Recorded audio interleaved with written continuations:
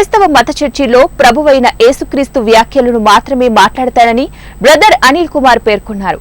కడప జిల్లా బదివేలు మున్సిపాలిటీ పరిధిలోని Raghavendra Nagar ground function హాల్లో విలేకరుల సమావేశం నిర్వహించారు. ఈ సందర్భంగా మాట్లాడుతూ కడపలోని ఓ ప్రార్థనా మందిరంలో ప్రభువైన యేసుక్రీస్తు సందేశాలను వివరిస్తూ పాములను తేళ్లను తొక్కే అధికారం యేసయ్య సంఘానికి ఇచ్చాడని పేర్కొన్నాడు. దానిని కొందరు పాములను తొక్కేందుకు అంటూ రాజకీయ వ్యాఖ్యలు వచ్చేలాగా ప్రచారం చేస్తున్నారని ఇది అవాస్తవమని వారు పేర్కొన్నారు. పాములను తేళ్లను తొక్కే అధికారం యేసయ్య సంఘానికి ఇచ్చాడని దాని అర్థం బైబిల్లో పాములు తేళ్లు అంటే దేని విషయంలోనూ మీరు భయపడవద్దు. యేసుక్రీస్తు లోకంలోకి వచ్చి ప్రజలకు న్యాయం చేస్తాడని, అన్యాయానికి బలం ఉండదని, న్యాయానికి మాత్రమే బలం ఉంటుందని, దేవుడు ఎల్లవేళలా న్యాయం వైపే ఉంటాడని పేర్కొన్నారు.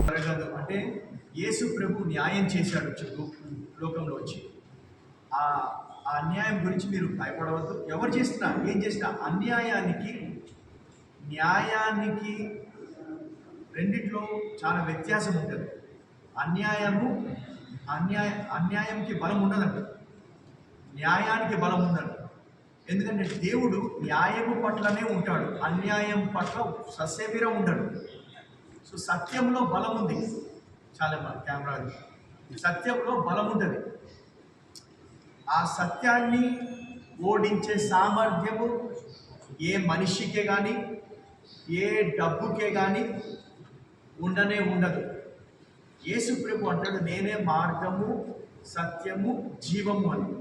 యేసు ప్రభువుని తీసుకెళ్ళి పాతిపెట్టాడు. సత్యాన్ని పాతిపెట్టిన తర్వాత 3వ దినమున అది తిరిగి లేచాడు. కాబట్టి సత్యాన్ని పాతిపెట్టేంత బలము కానీ ఏమీ దానికి లేదు, ఏ అపవాదికి లేదు. సో నా ఉద్దేశం చెప్పడం ఏంటంటే, పాపంని తొక్కడానికి రాలేదు, పాములను తొక్కడానికి. యేసు ప్రభు పాపులను రక్షించడానికి వచ్చాడు.